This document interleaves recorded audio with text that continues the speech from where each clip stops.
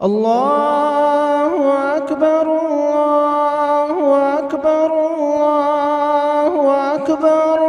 لا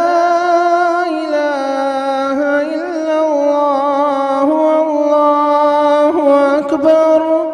الله أكبر ولله الحمد. الحمد لله نحمده ونستعينه ونستغفره ونعوذ بالله من شرور أنفسنا ومن سيئات أعمالنا من يهد الله فلا مضل له ومن يضلل فلا هادي له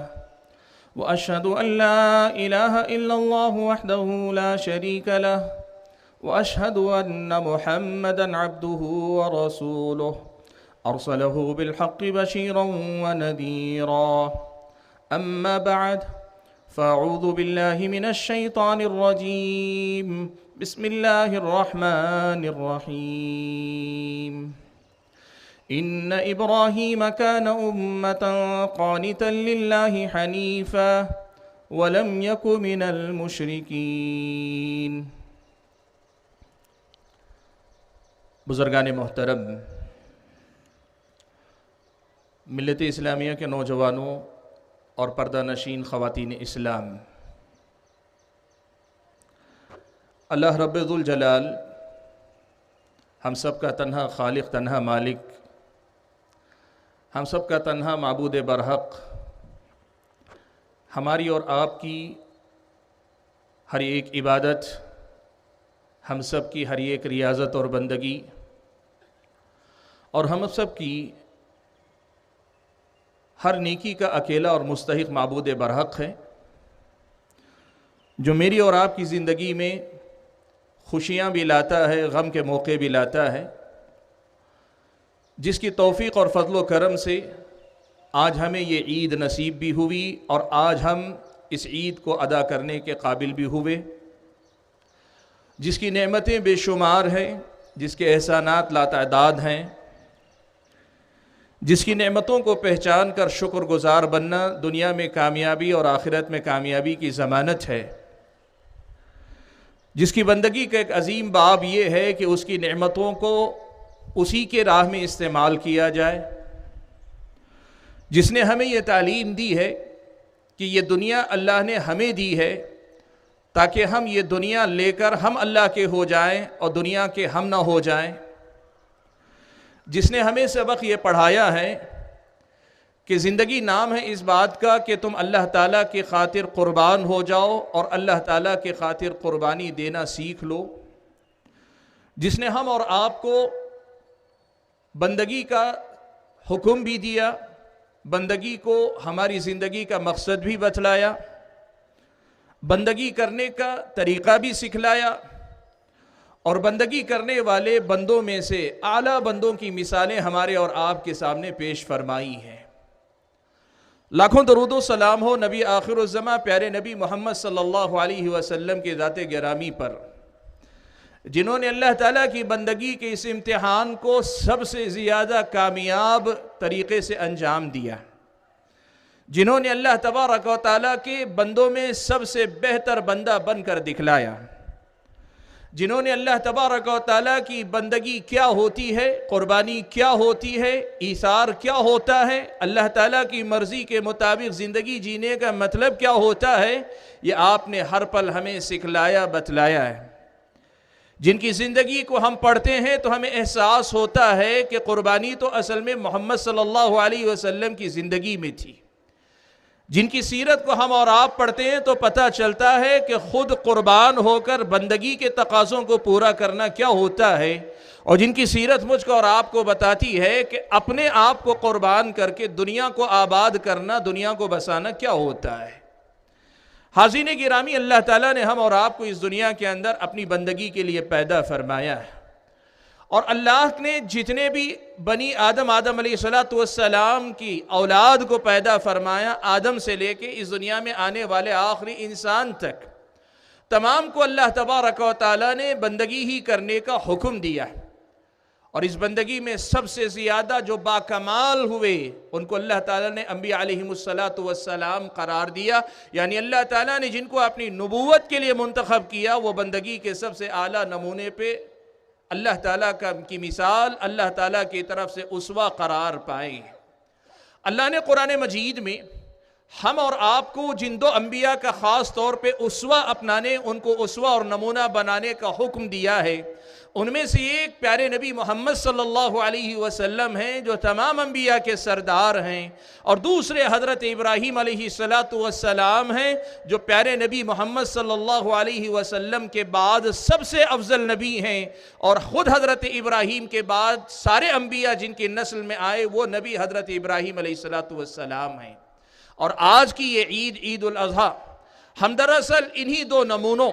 پیارے نبی محمد صلی اللہ علیہ وسلم اور حضرت ابراہیم علیہ السلام ابو الانبیاء، ان دونوں کے نمونے کو یاد کر کے اللہ تعالیٰ کی بندگی کے تقاضوں کو پورا کرنے کے لیے مناتے ہیں۔ آج کی ہماری یہ جو عید ہے یہ دراصل اللہ تعالیٰ کی بندگی ہے، یہ ہماری اور آپ کی خوشی ہے، اور وہیں ہمیں اور آپ کو بندگی کا وہ سبق یاد کرانے کا موقع ہے کہ جس سبق کو اللہ تعالیٰ نے ہم اور آپ کو ہر پل پڑھایا ہے۔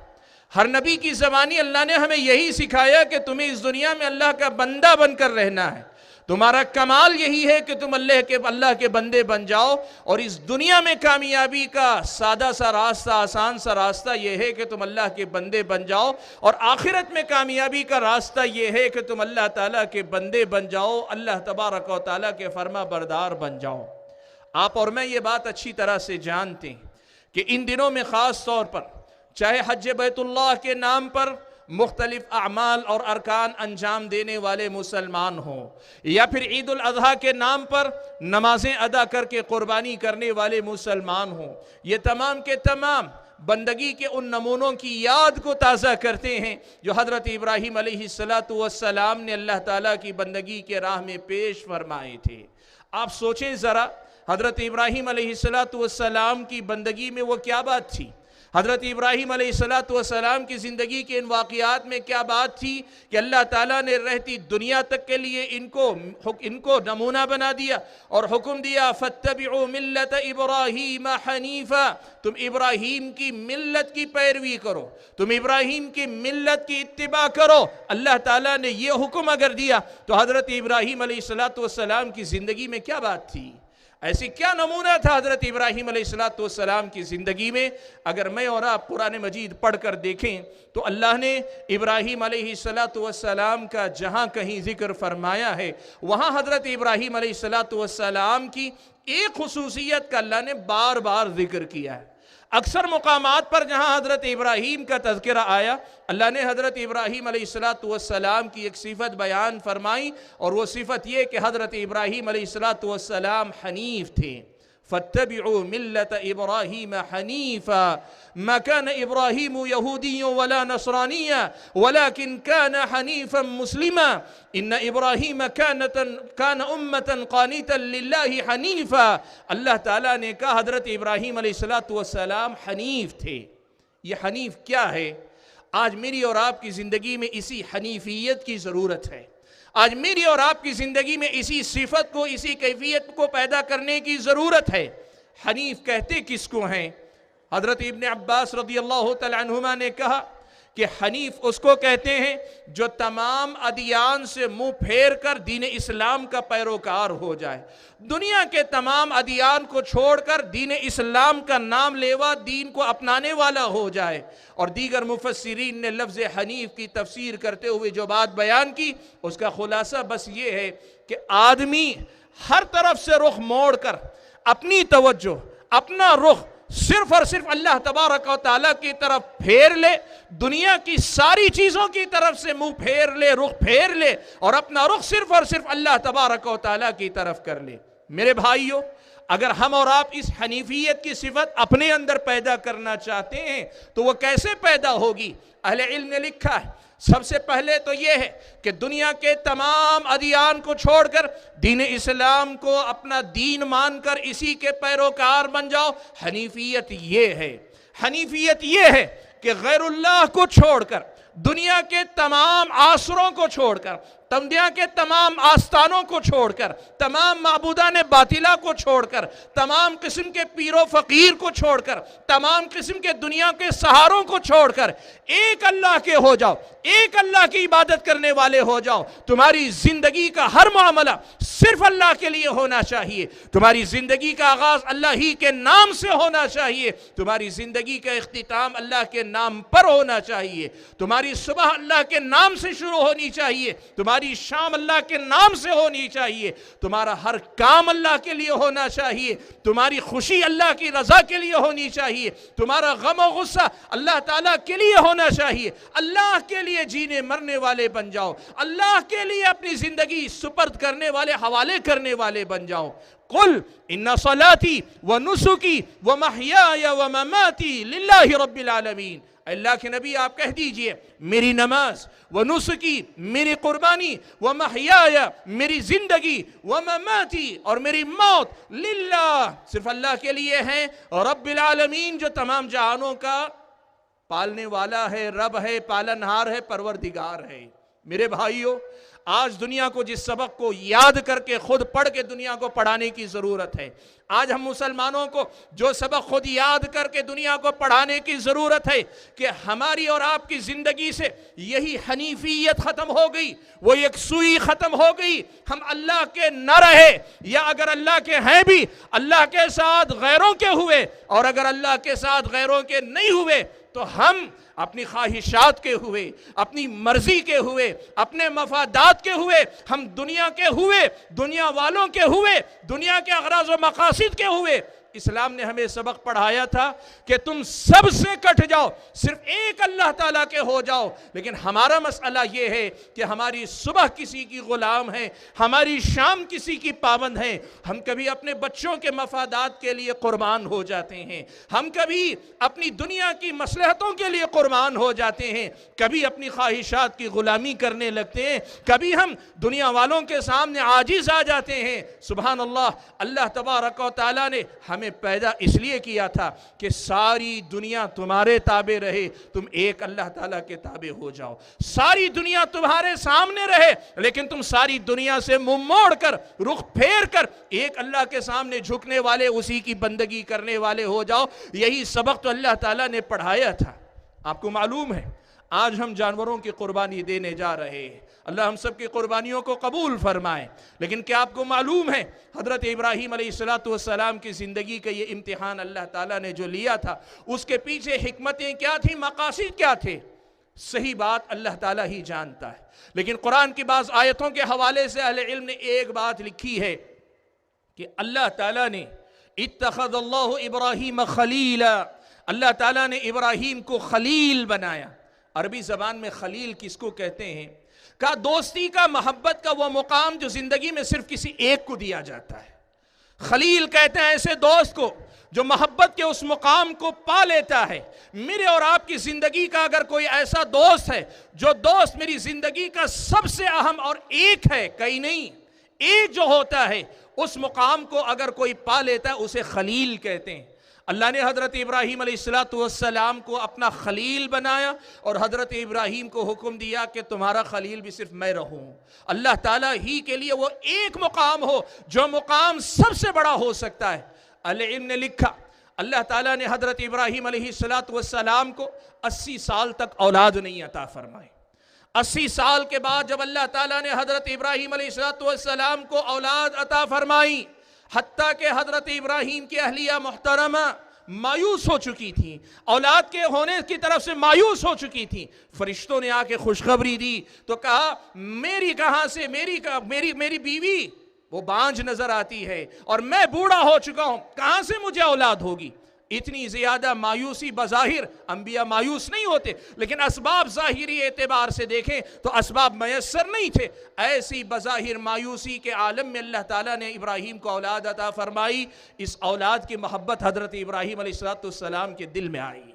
ہم سب جانتے ہیں ہمیں سے کون ہے جسے اپنی اولاد سے محبت نہیں۔ ابراہیم علیہ السلام کے دل میں بھی اپنی اولاد کی محبت آئی۔ محبت کا آنا غلط نہیں ہے، دنیا کی ہر چیز کی محبت کی ایک حد اللہ نے رکھی ہے، اس حد میں ہر ایک چیز سے محبت کرو، آپ ہر اس چیز سے محبت کرو جو فطری ہے، لیکن اسلام یہ آپ کو سکھاتا ہے یہ محبتیں اللہ کی محبت کے بعد ہونی چاہیے۔ اللہ کی محبت ان تمام محبتوں پہ غالب ہونا چاہیے، اور اس کا لازمی تقاضا یہ ہونا چاہیے کہ جب اللہ کا حکم آئے، اللہ کی ہدایت آئے، اللہ کا فرمان آئے، اللہ کا پیغام آئے، اللہ تعالیٰ کی طرف سے کوئی بھی رہنمائی آئے، اللہ کی کوئی قرآن کی آیت نازل ہو، نبی کی زبانی نبی کا کوئی فرمان ہم تک پہنچے، یہ ہماری تمام قسم کی محبتوں پر غالب ہونا چاہیے۔ یہ فیصلے، یہ اللہ کا حکم، یہ نبی کی تعلیمات سب سے اوپر ہونی چاہیے۔ ابراہیم علیہ السلام کے دل میں بچے کی محبت پیدا ہوئی۔ اہل علم نے لکھا ہے کہ اللہ تعالیٰ نے یہ دیکھنا چاہا، ابراہیم علیہ السلام کہیں اپنے اولاد کی محبت میں خلیل ہونے کے اس تقاضے کو بھول تو نہیں گئے، اسی لیے اللہ تعالیٰ نے بیٹے کو ذبح کر دینے کا حکم دیا۔ سبحان اللہ، جس بیٹے کو 80 سال کے انتظار کے بعد پایا ہو، اور جسے بڑے ناز و نعم میں پالا ہو، جسے بڑی محبت اور اپنائیت سے پروان چڑھایا ہو، 8 سال 9 سال 10 سال 12 سال کے لگ بھگ کا بچہ ہو، اسے خود اپنے ہاتھوں ذبح کر دینے کا امتحان دنیا میں اس سے زیادہ مشکل کوئی امتحان نہیں ہو سکتا۔ یاد رکھو، جو آدمی مدہوش ہو، بے ہوش ہو، جو آدمی پاگل ہو، جو آدمی صحیح فطرت پہ باقی نہ رہے، پاگل انسان کچھ بھی کرتا ہے۔ انبیاء سے زیادہ ہوش مند انسان کوئی نہیں ہوتا، اور کسی ہوش مند انسان کو اپنے ہاتھوں اپنے بچوں کو ذبح کرنے سے زیادہ سخت امتحان کوئی نہیں ہوتا ہے۔ حضرت ابراہیم علیہ السلام نے کیا کیا؟ اللہ تعالیٰ کے اس امتحان میں کامیاب ہوئے، اور یہ ثبوت دیا کہ اولاد کے آنے سے پہلے جتنی آزمائشیں تھیں ان میں جس طرح وہ کامیاب ہوئے، اولاد کی محبت کے باوجود اس اولاد کے امتحان میں بھی ویسے ہی کامیاب ہوئے۔ انہوں نے قربانی دی، اپنے بچے کی قربانی دینے کے لیے آمادہ ہوئے۔ اللہ کا کرم ہوا کہ بچے کے بجائے اللہ نے دمبا ذبح کروایا، لیکن حضرت ابراہیم علیہ السلام نے یہ سبق یاد دلایا، پڑھوایا کہ دیکھو، میں نے صرف اپنے بچے کی نہیں، بچے کی شکل میں اپنی خواہشات کی قربانی دی ہے کہ میرے رب کا یہ حکم ہے۔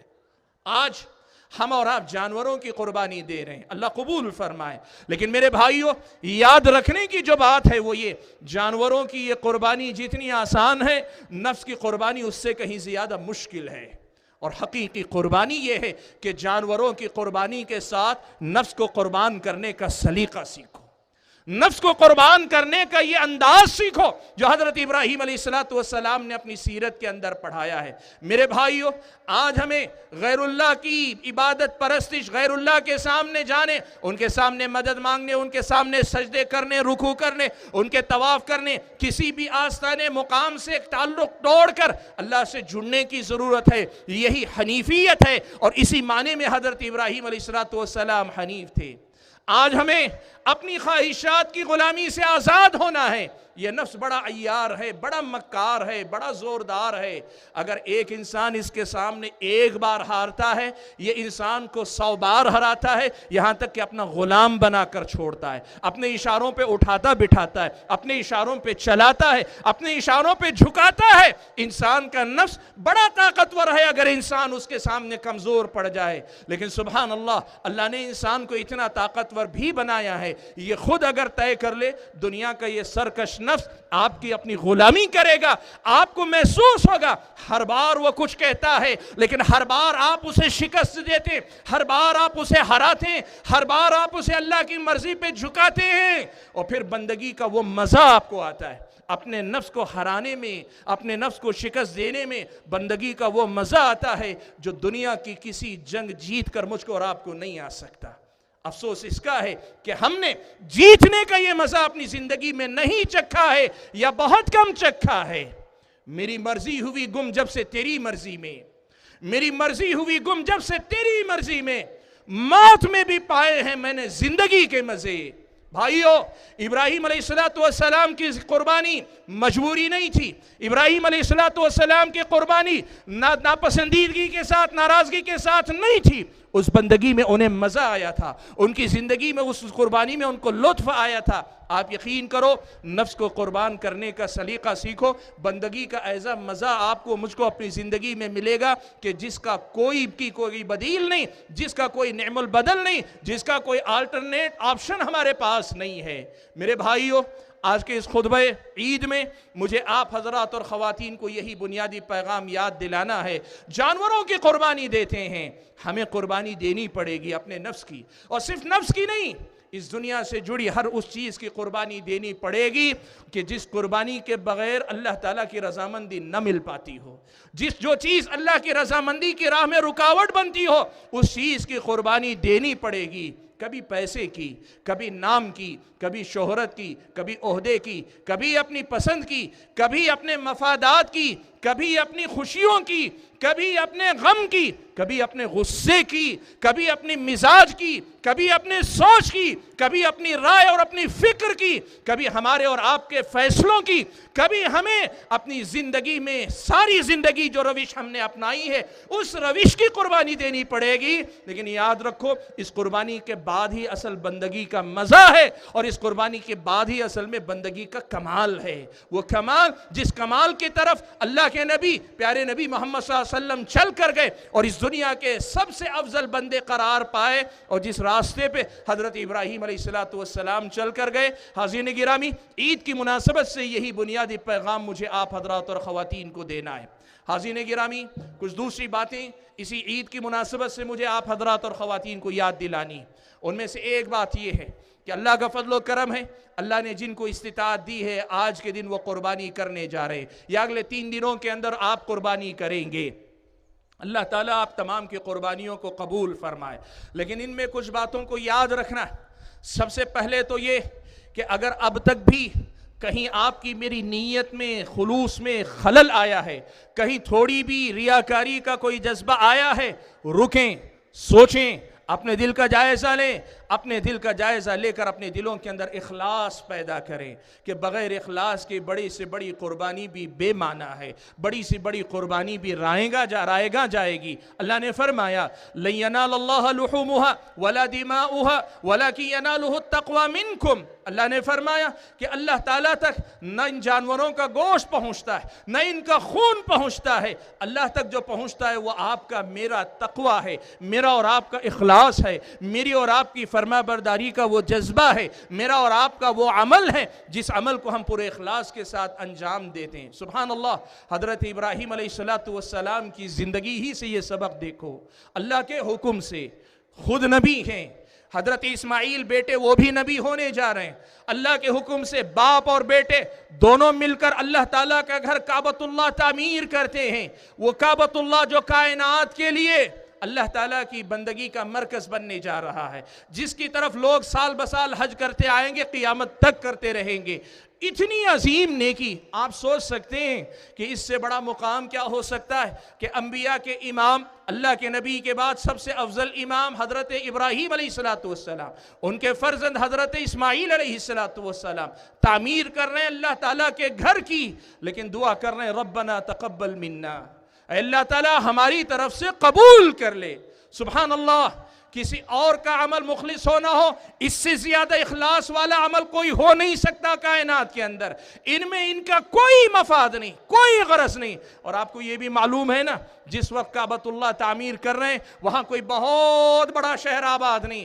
گنے چنے چند لوگ موجود ہیں، وہاں تعمیر کرتے ہوئے بھی اپنے اخلاص کی انہیں فکر ہے۔ تو آپ بتاؤ، آج ہم ان کی اس سنت کو زندہ کرتے ہوئے قربانی کر رہے ہیں، ہمیں ریاکاری سے کس قدر زیادہ بچنے کی ضرورت ہے۔ میرے بھائیوں، اپنی قربانیوں میں اخلاص پیدا کرو۔ دوسری بات یہ کہنا چاہوں گا، بھائیوں، پیارے نبی صلی اللہ علیہ وسلم نے ہمیں کچھ باتیں سکھلائی قربانی سے متعلق۔ ایک بات تو یہ کہ جب اللہ کے نبی ہجرت کر کے مدینہ آئے، مسلمانوں کے پاس مالی اعتبار سے قوت زیادہ نہیں تھی، معاشی اعتبار سے کمزور تھے، مستحکم نہیں تھے، تو انہوں نے کیا کیا؟ اللہ کے نبی نے حکم دیا 3 دن سے زیادہ قربانی کا گوشت کسی گھر میں باقی نہیں رہنا چاہیے۔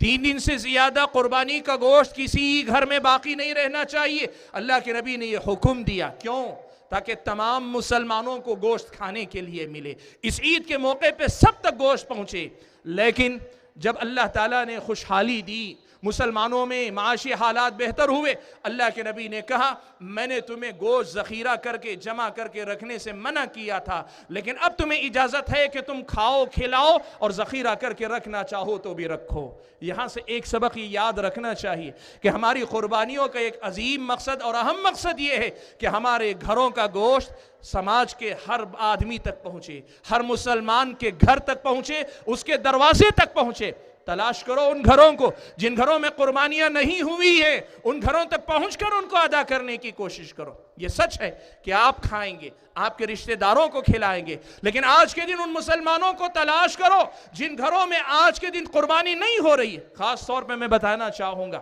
کہ فی الوقت ہمارے اپنے صوبے کے اندر حکومت کے فیصلے کی وجہ سے بڑے جانور کی قربانی نہیں ہو پا رہی ہے، بہت سارے جگہوں پر یا تقریباً نہیں ہو پا رہی ہے۔ ایسے موقع پہ سال بسال چھوٹا موٹا پیسہ جمع کر کے قربانی کرنے والے لوگ ان سال قربانی نہیں کر پا رہے ہیں۔ ایسی صورت میں ہماری ذمہ داری بنتی ہے کہ ہم ایسے گھروں کو تلاش کر کے ان تک قربانی کا گوشت پہنچانے کی کوشش کریں۔ حاضرین گرامی، ایک بات اور آپ یاد رکھیں، نبی علیہ الصلوۃ والسلام نے فرمایا الطہور شطر ایمان، پاکی صفائی آدھا ایمان ہے۔ آج ہمیں اس بات کا ثبوت دینا ہے کہ ہم اپنی اس عید میں بھی جن میں جانوروں کا خون اور گوبر سب سے زیادہ گندگی پھیلانے کا سبب بنتا ہے، آج ہم ثبوت دیں گے کہ ہم مومن ہیں اور ہم پاکی صفائی کا ایسا نمونہ پیش کریں گے کہ دنیا ہمارے اس اخلاق سے متاثر ہو کہ لاکھوں کروڑوں جانور ذبح ہو گئے لیکن نہ محلہ گندا ہوا، نہ راستے گندے ہوئے، نہ بستی محلے کے اندر بدبو پھیلی۔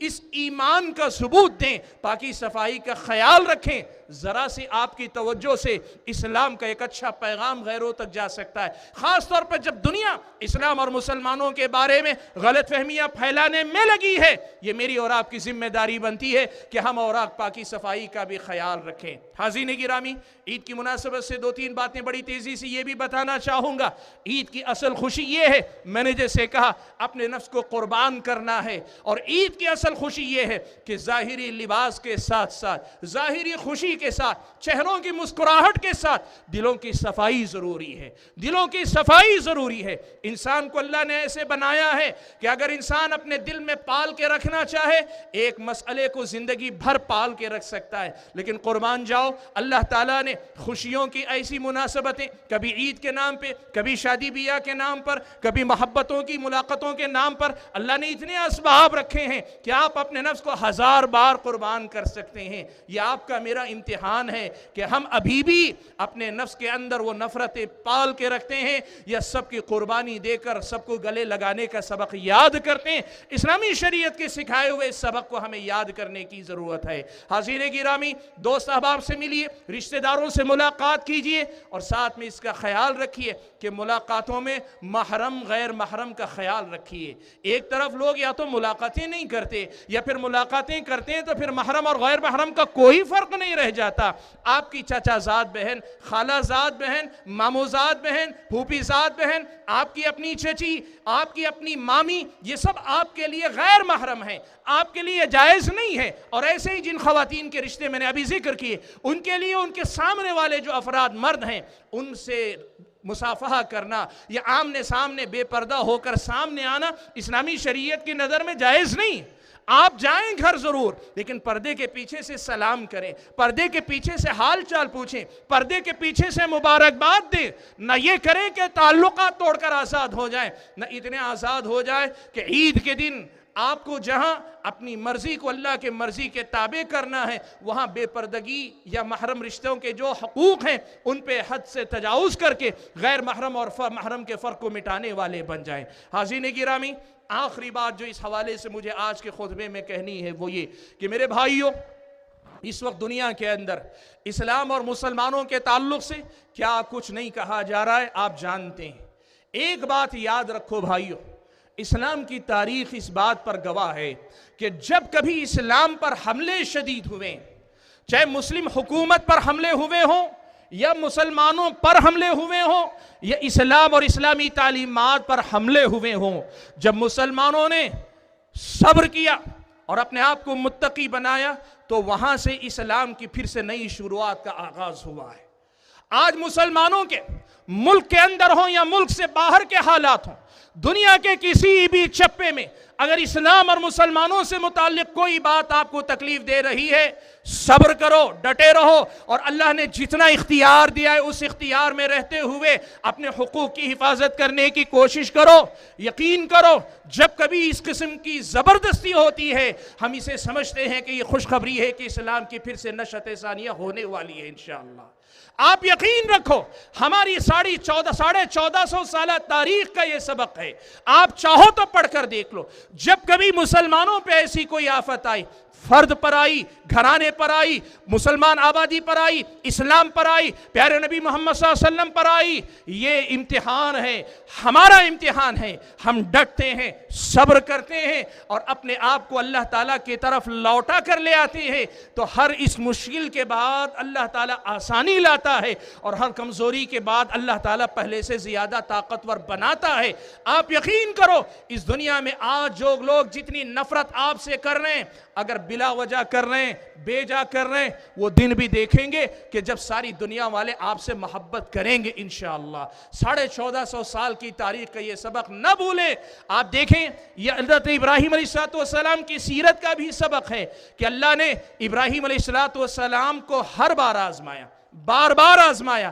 لیکن حضرت ابراہیم نے ہر بار ثابت قدمی اپنائی، تو ہر آزمائش کے بعد اللہ تعالیٰ نے حضرت ابراہیم علیہ السلام کو نوازا ہے۔ آج اس عید قربان کی مناسبت سے، عید اضحیٰ کی مناسبت سے ملت اسلامیہ کے تمام افراد کو یہ سبق یاد کرنے کی ضرورت ہے۔ یہ دشمنوں کا مکر، ان کا فریب، ان کی عیاری، ان کی مکاری، ان کی زیادتی، ان کی زبردستی، ان کی اپنی جگہ پہ زبردستی ہوگی، لیکن یہ میری اور آپ کی بندگی کا امتحان ہے کہ ہم کیسے صبر کرتے ہیں اور کیسے ہم رد عمل میں حد سے نہ نکل کر اللہ تعالیٰ کے فرما بردار بنے رہتے ہیں۔ اور جب ہم یہ ثبوت دیں گے وہ دن دور نہیں، ہماری آنکھیں دیکھیں گی، اور اللہ نے چاہا تو آنکھیں بوڑھی ہونے سے پہلے دیکھیں گی، اور اگر ہماری اپنی بدعمالیوں کی وجہ سے اللہ کی مدد آنے میں تاخیر بھی ہوگی، ہم نہیں تو ہماری اگلی نسلیں دیکھیں گی کہ یہی اسلام جس کی وجہ سے آج دنیا والے ہم سے ناراض نظر آتے ہیں، یا بعض لوگ ناراض نظر آتے ہیں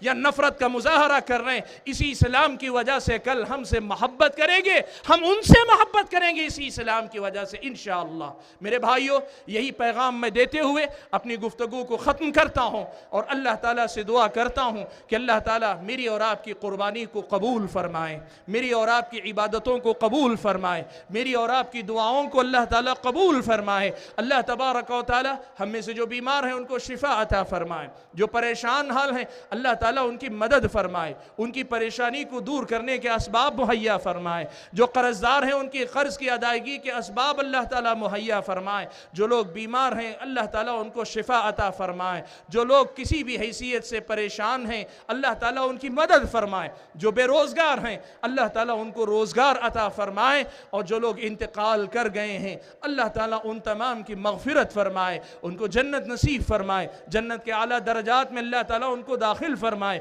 اللہ تعالیٰ ہم اور آپ کو جب تک دنیا میں رکھے ایمان اور اسلام پر قائم رکھے۔ اللہ تعالیٰ مسلمانوں کے جان، مال، عزت و آبرو، ان کے دین، ان کے شعائر، ان کے مقدسات، قرآن، نبی، کعبۃ اللہ، اسلام اور اسلام کے ایک ایک حکم کی حرمت کا اللہ تعالیٰ تحفظ فرمائے، نادانوں کو اللہ تعالیٰ سمجھ عطا فرمائے۔ اللہ تبارک و تعالیٰ ملک میں امن و امان قائم رکھے۔ اللہ تعالیٰ اسلام کو سمجھنے کی سب کو توفیق عطا فرمائے۔ اللہ تعالیٰ جب تک دنیا میں رکھے ایمان اور اسلام پر قائم رکھے، اور جب اپنے پاس بلائے تو ہمیں ایمان کی حالت میں بلائے۔ اللہ تعالیٰ ہماری قربانیوں میں اخلاص عطا فرمائے، ہماری عید میں اللہ تعالیٰ اخلاص عطا فرمائے، اور ہماری جو بھی عبادت ہوتی ہے اللہ تعالیٰ ان تمام عبادتوں کو محض اپنے فضل و کرم سے قبول فرمائے۔ آمین۔ وآخر دعوانا ان الحمد للہ رب العالمین۔